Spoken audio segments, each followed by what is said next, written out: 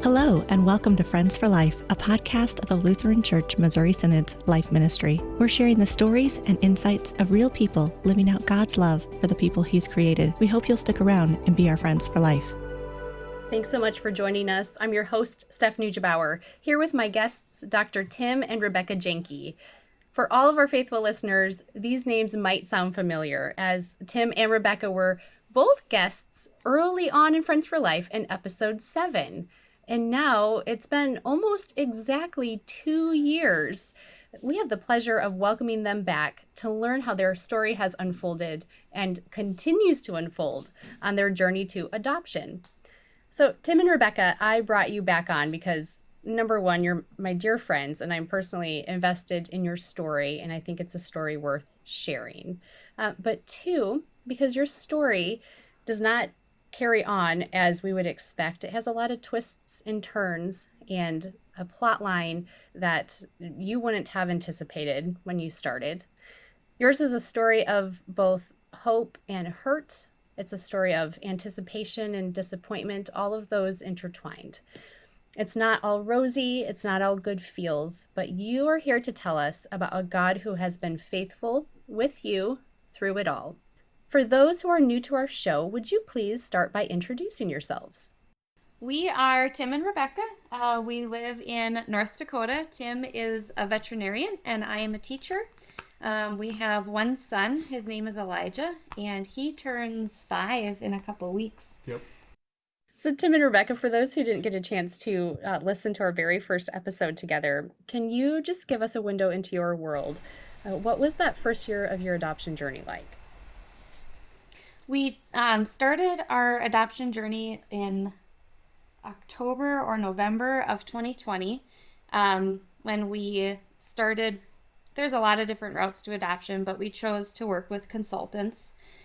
So we started that, and when we could actually start presenting to families was probably like 4 months later, after we had our home study done.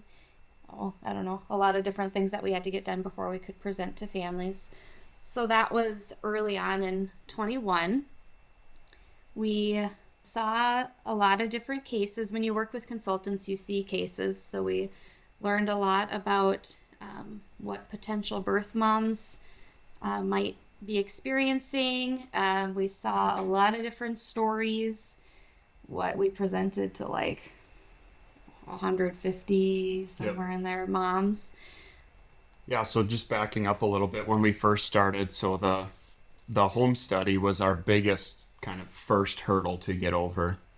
That in and of itself was, a 4-month journey of gathering a bunch of documents and filling out a bunch of paperwork and a bunch of meetings with your social worker. Way less about your house and more about who you are as a person, who you are as a family, making sure that you're ready to start this adoption journey and making sure just that everything is, as ready as you can be for it. Then after that home study, then we went, when we went active and started seeing cases there. Yeah, another hurdle while we were seeing cases was just the cost of adoption. Well, we looked at a lot of different fundraising options and applied for a number of grants, and we ended up fundraising with both hands. So I think we were just about to do that, or we were just in the midst of that the last time we talked. Yes. So we did a service project at a widow's home, and at the same time sent out pledge letters. Yep. I'm not sure, is that what they're called? And we were just so blessed through that experience. It was really like one of the mountaintops of our journey. Yep. We had 60 people at her house that day, and it was just awesome to see all of our people kind of surround us in love through that fundraiser. Yeah, to have all, that many people show up in a very tangible, real way to show their support for your journey and in your life, and to see that kind of community and, connectivity, and to see that many people get brought into, to your adoption journey was, still when you think back a couple years later, is just so cool and such a blessing to have done that. Like, it was amazing, absolutely amazing to see. Yes. Yeah. And we were Yeah. really financially blessed. Very too, financially through that blessed through it. fundraiser. Yeah. It was amazing. Yeah. We continued seeing cases after that, and Saw 1 to 5 cases a week, I'd say, and presented to almost every case that we got presented with, we presented to, and then just rode that journey of waiting to match, basically. yeah, basically adoption is a whole bunch of waiting. Waiting. That's probably something you expected, but not Mm-hmm. this extent of waiting. No, when we first started, the average time to match was, still, I don't remember the exact number, but still in the, calculating in the months range, not years. So we were definitely a little bit on the slow side to match. And yeah, so that was a long kind of arduous journey. We were on the to phone finally with our match. consultant one time, and I asked, are we an outlier, or is this how it always Yeah. goes? And she said, no, you're an outlier. Yeah. Okay. And then when it's taking so long, you kind of wonder, okay, so is there something specific that, there has to be a why, So what's the reason why? Is there anything we can do differently, or is it just our time hasn't come and, we just need to keep on with the journey? And yeah, it was just, again, just putting your faith in the Lord, and just, this is our journey, and it just wasn't our time. It wasn't that we were doing anything wrong. We just hadn't been presented with our case that we were supposed to match with yet. So how long did it take for you to finally match?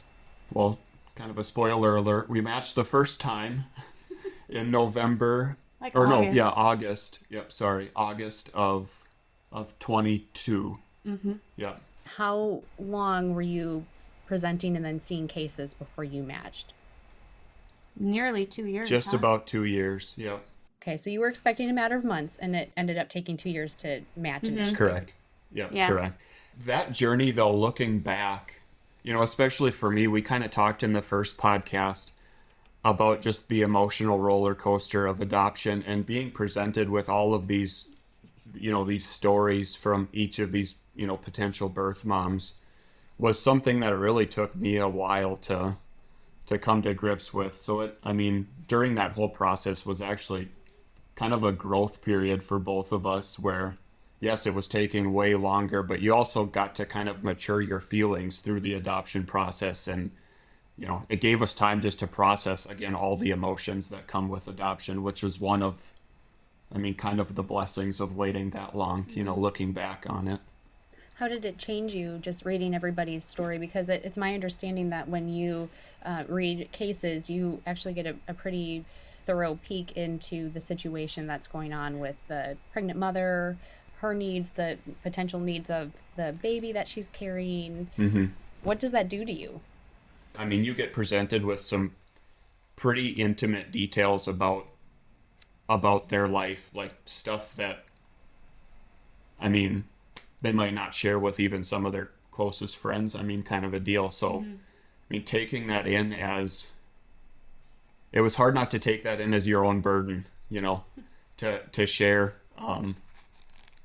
When you see 150 cases like that, you can't take them all on as your own burden. That just, weighs you down so much. But it really shows and grows that birth mom empathy. I think that's one of such a huge part of the journey. And that's one thing that grew exponentially with us for seeing that many cases, is just what potential birth moms, have gone through. And it's not like, oh, they're just giving up their baby and willing it. It is a struggle and a huge emotional, burden too. That's something that's kind of unique to working with consultants, that you get to see those kinds of details. Yeah. That you don't necessarily see that on other Yeah. roads to adoption. And yeah, that birth mom empathy that has been built within us is, I love that we chose consultants just for that. Yeah. That we can kind of understand a little bit more the struggles and the challenges. That the other side goes through. You're not just seeing it from your point of view, you're also experiencing it a little bit. It's still not the same as walking in their shoes, but you at least get a little bit deeper glimpse into what their journey's like as well in their adoption journey. Is it kind of like you make a connection almost every time with that case because it's potentially your child? I mean, Yeah. that mom might be carrying your baby. Yep. Like you can't help it almost, even Yep. if you probably try. Yep. Is that Yeah. what you felt? There Yeah. were times when anxiety was pretty high where we had Yep. to talk about, like, we need to disconnect a little bit from these cases, and we will be all in when we match. Yep. But there were times when we had to talk about, like, we need to distance ourselves just a little Yeah. bit because anxiety was a little bit too high. Yeah. Well, and every time you say yes to a case, you start to envision, okay, so if she says yes and we match with her, what would life look like with that particular case, that particular birth mom, that particular infant? And then when you have 5 of those cases at the same time and your brain's trying to process all of them, and it was a struggle to try to stay a little bit more disconnected during that process. And then, we had many conversations about when we match, then you're all in. Until we match, yes, you still have to process, but you gotta, pull back a little bit there just because your brain and your emotions can't handle all of that. At least for us, they couldn't. I can't imagine. I think for any normal person, that would be the case. Yeah. So you matched in August 2022, so that was a little over a year ago at the time of this recording. Then tell us what happened next. We knew at that point that we were going to match with a baby boy. So baby boy's mom and us started connecting. We had some phone calls, some text messages. When we found out we matched, we initially were one of 2 families that she was deciding between. So we actually found out in the middle of church. and after You had church, your phone on you in church? It's this watch that buzzes on my wrist. Yeah. And our consultant's name popped up, and her name never pops up. She just looked at me and showed me her watch, and I just looked at her, and we both started crying, and I kissed her forehead, and we hugged. It was in the middle of singing this song. I'm sure people around us were like, "What are they doing?" How fast can we make an exit right now? Yeah, exactly. But we scheduled an initial kind of phone call with her, just kind of a meet and greet type of a phone call, and then we found out the next day that we matched. And after that point we had contact information and started trying to build a relationship with her.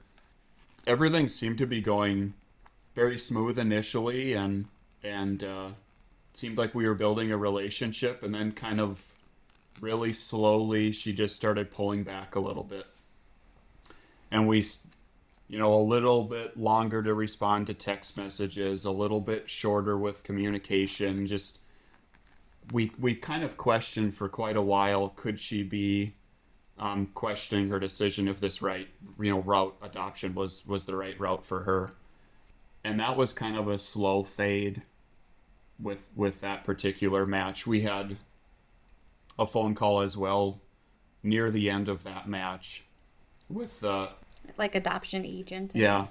And she also was, we kind of talked about some red flags that she was seeing also, and she kind of had the same feelings, and she asked us at that point, do you guys want to break the match? Well, we talked about once we match, we're all in. We weren't going to be the ones we don't know what's going on in her head, maybe she needed to pull back a little bit and process some more emotions. So we kept on keeping on for a little while, and then it became very obvious that she had kind of changed her mind. And then our match ended. So how was that news broken to you? It wasn't really an all of a sudden thing. We saw that it was coming. Yeah. She kind of birth mom initially kind of broke ties with us, but was still communicating with the adoption agency. And then she pretty much stopped communicating with the adoption agency too, and just stopped all contact. So we never officially heard from her per se, I want to parent or what, her plan was, but she pretty much just broke all communication. Then officially the adoption agent called us and said, yeah, this is over. We need to move on. How much time was there between your initial contact with her and then when you learned that you kind of were starting back at square one? Yeah, that was in November. Yeah, for 2 months. Yeah, November of 22. And in that time, like in our home, we were preparing to have the a whole time. baby boy, you know, Mhm. like we set up our room as a nursery with a crib and Yeah. had clothes washed, and our son Elijah knew that he had a baby brother coming. Yeah. So Pray for birth mom and baby brother every Yeah. every night, and like we were very again all in on the journey. So even though it was kind of a slow fade where you kind of saw it coming and it wasn't a huge surprise, it still was a loss. It hurt to, okay, well, now we're back at square one. It took us almost 2 years to match the first time. Is it going to take us another 2 years, or how long will it be, to match again? So back into seeing active cases and going back into things. How did you handle that as a couple? Were there moments of like sheer despair, depression? Where were you in your head and your heart?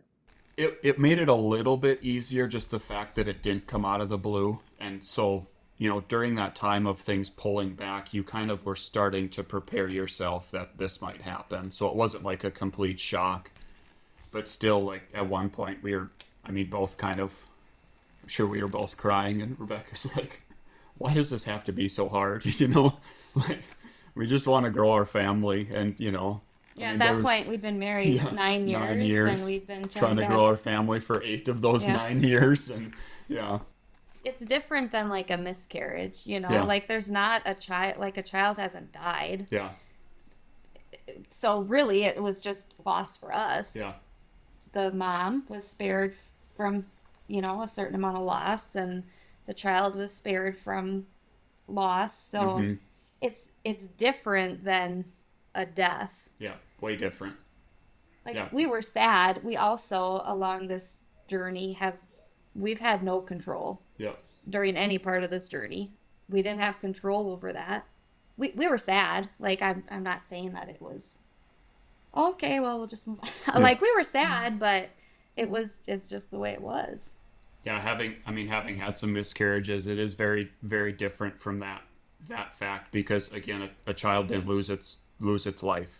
The child is going to be parented by his biological parents, and we lost the opportunity to parent that child, but that child is still going to be blessed with their life and everything, so that side of things, also makes it a little bit easier. Easier is probably not the right word to say, but a little bit easier just to cope with that, God in his mercy, in those, some 2 years that you were waiting to be matched, you said that you grew in empathy for the birth mom, and in a way he, looking back, prepared your hearts for a love for this mom and this baby that was outside of what consequence it would be to you in a way.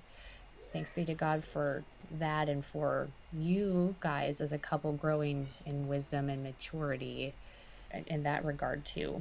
Then where did you go from there? What happened afterwards? And in a sense, you don't start from scratch, because you've already gone through the house studies and gone with the caseworkers and all of the documentation, but now you're starting to see cases again, and you're presenting to families again.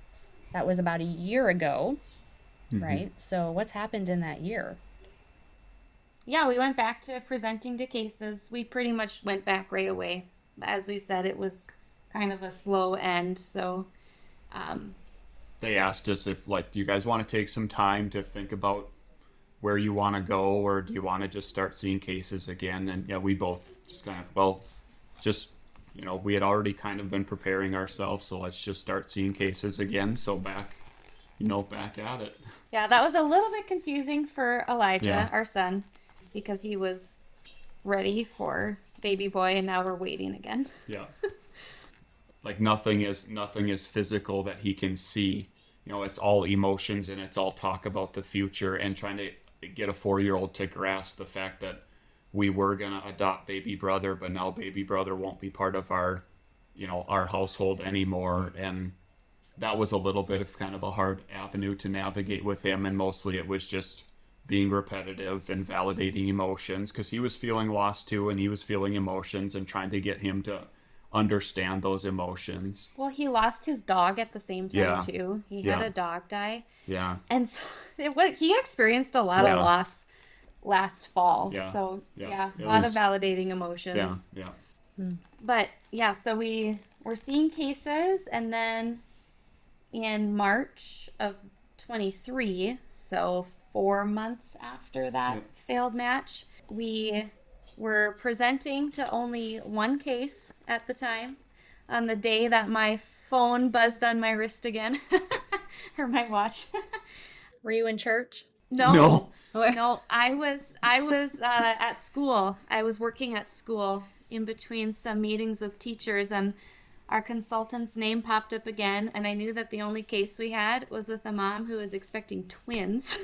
So, Twins. yeah.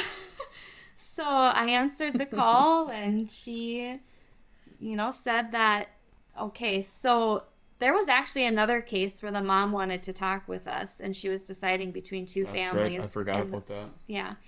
So I thought that's kind of just what they always did, kind of narrowed it down to 2 or 3 families and talked with them. But anyways, the consultant said that this mom had chosen us. So it wasn't like she's deciding between different families. It was just that she picked us. So that was really exciting. So after I got off the phone with her, I called Tim at work. I was in the middle of writing up a record, and she calls me, and she never calls me at work. And I knew also we were only presenting with one case. I was like, hello? Why are you calling me? And then she told me to. Yeah, it was great. And then what did you do? Oh, I'm sure I started crying. Fist pumped and started crying. At least We you were went- performing some surgery on an animal at the time, Yeah, it was just- paperwork. Yeah, just on the computer. Yeah. Through this process, we have learned that Tim is the crier. I'm a crier. I'm a softie. Yeah. One of the texts is like, yeah, suddenly you got a phone call, you fist pumped and you started crying. But then they made some spoof comment or comment about how, although you kind of start crying a lot. So yeah, through this journey I have started crying a lot. We're emotionally stable, don't worry. Oh yeah, very. At this moment, I can attest to that at least. I mean, you guys are doing good. Yeah. So you matched in March 2023 Mhm. with Yep. a mom with twins. Twins. It's not 1, it's 2. What does that Yeah. feel like? So exciting. Mhm. Like Psalm 23, my cup overflows is what it feels like. Yeah. We're so excited. And at first, like we pretty much shared right away, that we matched with twins. People, like their first reaction would be like, oh my, you're going to be so busy. How are you going to handle that? And we that never even crossed our Yeah. mind. We were just like excited. Yeah. We're like, oh, we're not worried. It'll be fine. We'll figure it out. Now that you've had more time to process, are you more worried or are you still like, we'll figure this out? No. That's not honestly worried. kind of the way it's been throughout, our entire marriage and everything, and well, just like with anybody's marriage is not one constant, and there's always changes and there's always flexes in your family and your family dynamic, and it's just, you just got to figure it out. So this is just another one of those things that we just are going to just figure out, and figure out what works best for our family. We We have read books. we read quite a few books. And and one- listen to podcasts. yeah, It's not like we're not. yeah, completely naive. Oh, it'll be fine, all butterflies and roses. One of the books Rebekah read, the author's like, get them on the same schedule or you will die. Okay, good to know. There's got to be a balance there, right? I mean, like, No sugarcoating that one. Yeah. realistic expectations without being terrified that this will put an end to you. Yeah. Yes. Exactly. Yeah. We have learned to get a stroller that carries 2 babies, accept help from people, and Yeah. get them on the same schedule. That's what we've learned. There you go. I think that's a pretty good line for any parent, really. Get a stroller for 2 babies. 1 for the diaper bag, right? Like 1 seat for the diaper bag, Yeah. the other seat for the baby. Yeah. So you are continuing on this journey with this mom who's expecting twins. You guys are still matched and things are going smoothly. Have they always gone smoothly? What's it been like to build a relationship with a birth mom again? And what's it like caring for a mom who's expecting twins? It has been kind of a little bit of a shift there. I felt more anxiety with our first match, actually. Are we communicating too much? Are we communicating too little? Where do we need to go? Like all of that. And with this birth mom, it's been easy, and it's been really pleasant and really nice. We've talked on the phone, we text quite a bit. We've gone down and visited her twice, just to again try to build that relationship. Once with Elijah, once without Elijah. Our first time we traveled without Elijah. It's been a very smooth, very pleasant process. We feel very blessed through it. Yeah. We're all in. Mm-hmm. Like we said we would be when we matched. Yep. So, I don't know. The worst that could happen, I guess we've already done that. So. Yeah. So it'll be fine. Yeah. There's comfort in that. There's some peace in that. You've been through it, and it's made you stronger. I can see that just by being your friends. So, twins, do you know the genders? We did find out initially when we matched. We did not know, but we have found out genders. We're both girls. They're both girls. So, both They're girls. fraternal twins. Yeah. So that must be a shock for Elijah. Like, yeah. Whoa. Yeah. Not one, but two girls. Yeah. The first thing he said when I told him was, "Oh, I wanted a boy." Yeah. Bless him. Like, well, shucks.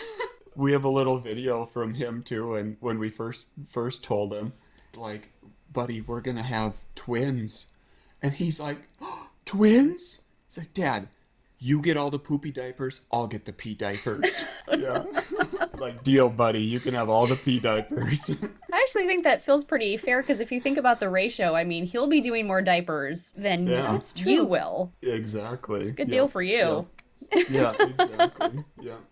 And when are the girls due? They're due October 1st. So that's just about 2 months away from where we are now, 2 or 3.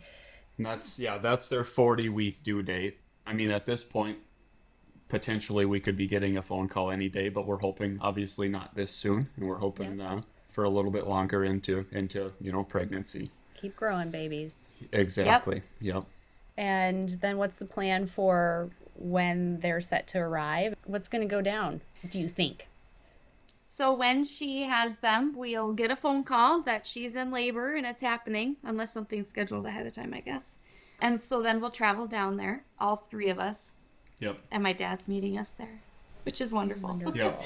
Yeah, her dad's able to take some time off, and he's going to help with Elijah, just because we'll be obviously preoccupied with infants and caring for birth mom as well in the hospital and everything. But they're going to be on a schedule, so it'll be fine. Naturally. Yeah. The same schedule. Yeah, exactly. Yeah. We're down there. You're in the state where the infants are until the paperwork goes through. So it's illegal to leave the state until the paperwork goes through. So that time is roughly going to be, give or take, 2 weeks. Might be longer, might be a little bit shorter than that. So we're kind of planning an extended stay until we can travel back home and then begin our journey of a family of 5 instead of a family of 3. How wonderful. As you transition, what do you hope life will look like with Elijah and with his sisters? What are your hopes for the future? Elijah's world will be rocked because he's really good at being an only child. Mm-hmm. He's had a lot of years of experience as an only child. Yep. We're really excited. Really excited. He's excited. Mm-hmm. And your plan is an open adoption, correct? So correct. you Yes. hope to have continuing contact with the birth mother and the birth mother with the girls. Yep. Yes. Open adoption can look like a lot of different things, from pictures, written updates, phone calls, texts, visits. We've started to talk with the mom about what she's hoping for, and I think she's just not quite sure yet what she wants that to look like. So it's something that we will learn together with her. Just like one of those fluid situations of life where we'll just, we'll kind of navigate those waters and figure out what that looks like. And that, I'm sure that relationship will very well could change throughout the years and throughout life, just depending on where everything's at. But very excited to be able to continue. We've built a pretty good relationship with her so far, and very excited to continue that relationship, and then to have the girls be able to have that relationship as well and that connection. That's very exciting to be able to have that opportunity. Looking back from the vantage point you're at now, how do you both see God at work even in times of real pain and hurt? And how has this taught you about who he is? One of the scriptures that is meaningful right now, I guess, is from Psalm 127. Unless the Lord builds the house, the builders labor in vain. Unless the Lord watches over the city, the guards stand watch in vain. We know that we don't have control, and we know that God does. Mm-hmm. And we know that our family is in his care. We've grown a lot in trusting God and his plans, and as we look back on life, we know that his plans are good, even when we don't understand them. So I think that has been a big growth point for us. That just absolute trust and just giving up control too.